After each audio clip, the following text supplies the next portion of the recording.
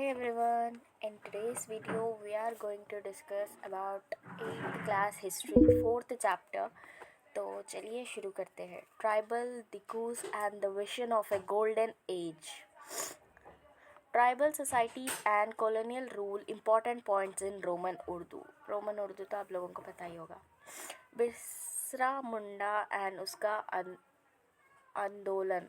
बिरसा मुंडा 1895 में छोटा नागपुर झारखंड के जंगलों में देखा गया. लोगों का मानना था कि उसमें चमत्कारी ताकतें हैं, बीमारियां ठीक कर सकता है और अनाज बढ़ा सकता है. बिसरा ने कहा कि उसे भगवान ने भेजा है अपने कौम को गुलामी से आज़ाद करने के लिए. उसके फॉलोअर्स मुंडास, संतलस और औरंस थे जो ब्रिटिश हुकूमत से परेशान थे. ट्राइबल लोगों का जीने का तरीक़ा बदल रहा था. उनका रोज़ी रोटी का ज़रिया ख़त्म हो रहा था. ट्राइबल ग्रुप्स का रहने का अंदाज़. झूम खेती शिफ्टिंग कल्टीवेशन. इट मीन्स वेले ट्राइबल लोग छोटी ज़मीन पर खेती करते, जंगलों के पेड़ काट कर धूप डालते और ज़मीन को जलाते. मिट्टी को आश से फर्टिलाइज करते, बैल का इस्तेमाल नहीं करते, बीज सिर्फ बिखर देते. झूम खेती वाले लोग नॉर्थ ईस्ट और सेंट्रल इंडिया में ज़्यादा थे. शिकार और जंगल से चीज़ें इकट्ठा करने वाले लोग भी थे, जैसे कड़ूस जो ओडिशा में रहते थे. कॉर्न्स. ये लोग फल, झाड़, बीज और पत्ते इस्तेमाल करते, लोकल बाज़ारों में बेच देते. बैगास सेंट्रल इंडिया के ट्राइबल लोग थे जो दूसरों के लिए काम करना अपनी इज्जत के खिलाफ समझते थे. गवाला और पशुपालन करने वाले लोग. कई ट्राइबल लोग पशुपालन एनिमल हस्बेंड्री करते थे, जैसे वैन गुजर पंजाबी हिल्स, लबड़ीज आंध्र प्रदेश, गड्डीज कुल्लू एंड बकरवालास कश्मीर. ये लोग चराग ग्रेजिंग लैंड बदलने का तरीका अपनाते थे. एक जगह घास ख़त्म होने पर दूसरी जगह चले जाते. बस्तर और संतल रिबेलियन. बस्तर और संतल ट्राइब्स ने ब्रिटिश के ज़मीन कानून और ज़बरदस्ती वाले टैक्सेस के खिलाफ बगावत की. संतल रिबेलियस 1855-56 में ब्रिटिश और महाजों मनी लेंडर्स के जुल्म के खिलाफ उठ खड़ा हुआ.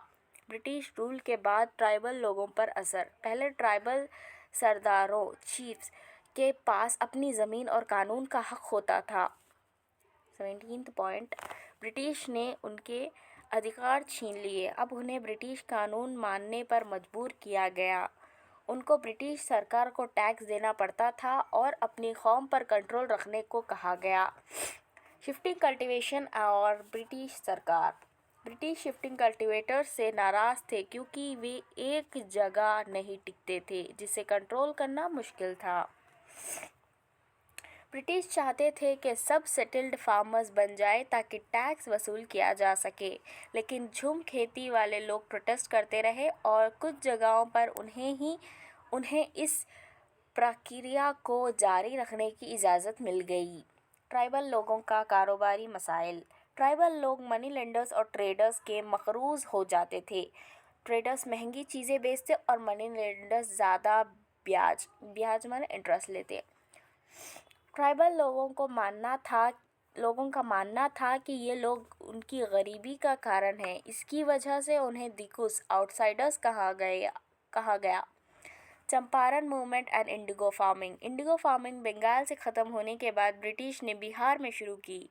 इंडिगो की डिमांड सिंथेटिक डाइज़ की डिस्कवरी से गिर गई, लेकिन फिर भी ब्रिटिश इसका प्रोडक्शन बढ़ाते रहे. 1917 में महात्मा गांधी ने चंपारण विजिट किया, जिसे चंपारण मूवमेंट शुरू हुआ. कंक्लूजन. ब्रिटिश रूल से ट्राइबल लोगों का ट्रेडिशनल लाइफस्टाइल डिसरप्ट हो गया. ज़मीनी कानून, फोर्स्ड लेबर और अनफेयर टैक्सेस से ट्राइबल लोग परेशान थे. इस वजह से ट्राइबल रिवॉल्ट जैसा बिरसा मुंडा आंदोलन, संतलन रेबेलियन और बस्तर मूवमेंट शुरू हुए. A time to hunt, a time to sow, A time to move. Important points in Roman Urdu. Shifting cultivators और हंटर्स का लाइफ साइकिल। हर सोसाइटी का काम और वक्त का समझने का तरीका अलग होता है। शिफ्टिंग कल्टिवेटर्स और हंटर्स का जीवन एक कैलेंडर और जेंडर बेस्ड टास्क से रेगुलेटेड होता था। वेरियर एल्विन, एक ब्रिटिश और एंथ्रोपोलॉजिस्ट ने 1930s से और 1940s में बैगर्स और कॉर्न्स के साथ वक्त गुजारा। बैगर्स और कॉर्न्स का महीना दर महीना काम। 6 मार्च अप्रैल, औरतें फसल के काट चुके स्टॉक्स इकट्ठा करती थी। आदमी बड़े पेड़ काटे और शिकार करते। बैसाख अप्रैल में जंगल को आग लगाई जाती थी। औरतें अदा जला लकड़ी जमा करती थी। आदमी शिकार करते। जेठ मई जून, बीज बोना शुरू होता, शिकार भी जारी रहता। असद से बहादुर जून सितंबर, आदमी खेतों में काम करते। कौर सितंबर अक्टूबर, बीन्स का पहल तैयार होता। कार्तिक अक्टूबर नवंबर, कुटकी फसल पाक जाती थी। अघान नवंबर दिसंबर, हर फसल तैयार होती, अनाज इकट्ठा किया जाता। बस दिसंबर जनवरी, विनोविंग, अनाज का भूसा से अलग करना। शादियां और नाच गाना होता। माघ जनवरी फरवरी, नए बेवार जमीन का नया टुकड़ा बनाया जाता और हंटिंग गैदरिंग ज्यादा होती। बेवर का 3 साल का साइकिल। पहला साल, पुराना बेवर जलाकर नए बेवर पर खेती की जाती। दूसरा साल, कम खेती होती, ज्यादा शिकार किया जाता। तीसरा साल, जंगल के फल फूल से डाइट सप्लीमेंट होता। ट्राइबल कल्चर और उनका जीवन। औरत और मर्द अलग अलग काम करते। जंगल और फसल दोनों पर इनका जीवन निर्भर था। बचपन से ही बच्चों को जंगल से चीजें इकट्ठा करना सिखाया जाता। How did colonial rule affect tribal lifes? Important points in Roman Urdu. Tribal chiefs का स्टेटस बदल गया। ब्रिटिश रूल से पहले ट्राइबल चीफ्स के पास ज़्यादा पावर होती थी। वो अपनी ज़मीन और फॉरेस्ट को मांगने करते अपनी पुलिस होती थी। ब्रिटिश रूल के बाद चीफ्स को ज़मीन रखने दी गई, लेकिन एडमिनिस्ट्रेटिव पावर चली गई। ब्रिटिश लॉ को फॉलो करना पड़ा। ब्रिटिश के लिए ट्राइब्यूट देना पड़ा और अपने लोगों को कंट्रोल करना पड़ा। उनका अथॉरिटी और रेस्पेक्ट कम हो गया। शिफ्टिंग कल्टीवेटर्स को रोकने की कोशिश। ब्रिटिश को ये लोग पसंद नहीं थे जो एक जगह सेटल नहीं थे। जंगल की ज़मीन रिजर्व डिक्लेयर कर दी गई। Zoom cultivation slash and burn practice illegal हो गई। शिफ्टिंग कल्टीवेटर्स को मजबूरन नए एरियाज या नौकरी की तलाश में जाना पड़ा। फॉरेस्ट लॉज और उनका असर। फॉरेस्ट ब्रिटिश गवर्नमेंट की प्रॉपर्टी बन गया। रिजर्व्ड फॉरेस्ट डिक्लेयर किया गया, जहां लोगों का एंट्री, हंटिंग और फूड गैदरिंग बंद हो गया। ट्राइबल लोग सर्वाइवल के लिए नए रास्ते ढूंढने लगे। फॉरेस्ट डिपार्टमेंट ने फॉरेस्ट विलेजेस बनाए और ट्राइबल लोगों से सस्ती लेबर का काम करवाया। ब्रिटिश टैक्सेस और इकोनॉमिक प्रेशर। ब्रिटिश ने नए टैक्सेस लगाए। कैटल टैक्स, लोगों की अपनी गाय और भैंस बेचनी पड़ती थी। फॉरेस्ट टैक्स, जंगल से कुछ भी लेने के लिए टैक्स देना पड़ता था। लैंड टैक्स, ज़मीन पर भी टैक्स लगाया गया जो ट्राइबल्स अफोर्ड नहीं कर सकते थे। वेरियर एल्वन ने बैगर्स के दुख भरे गीत लिखे जो ब्रिटिश ऑप्रेशन को दिखाते हैं। ट्राइबल रेबेलियंस अगेंस्ट ब्रिटिश, कई ट्राइबल्स ने नए लॉज को नहीं माना और अपनी ट्रेडिशन जारी रखी। कई जगह रेबेलियन हुए।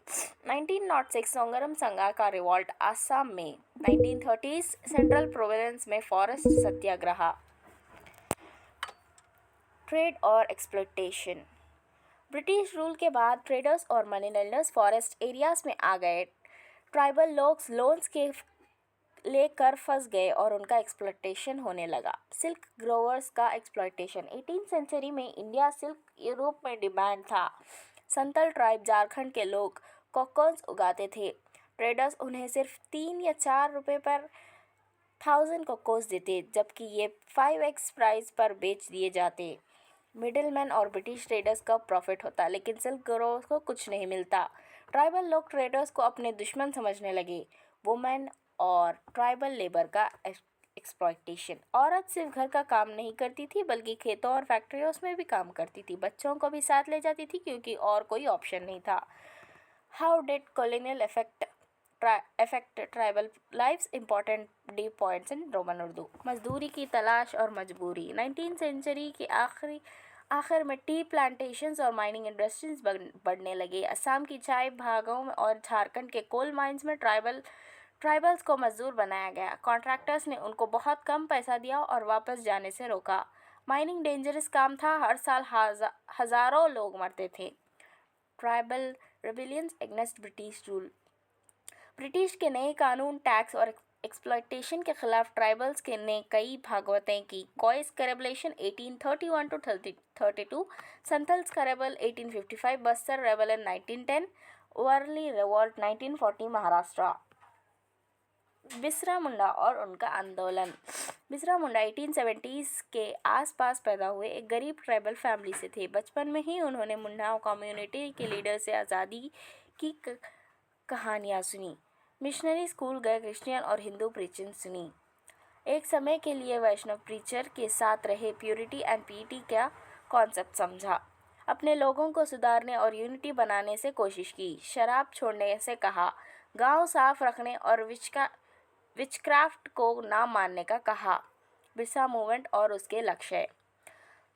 British rule money lenders Hindu landlords और मिशनरीज को हटाकर मुंडा राज बनाना चाहते थे। उन्होंने अपने कम्युनिटी को याद दिलाया कि एक टाइम था जब वो आज़ाद थे। उन्होंने कहा, मुंडा सच्चे थे, खून नहीं बहाते थे, अपने खेतों पर काम करते थे, जंगल का सही इस्तेमाल करते थे। ये मूवमेंट एक पॉलिटिकल और इकोनॉमिक आज़ादी की तरफ बड़ा कदम था। ब्रिटिश की कार्रवाई और बिरसा की शहीदत।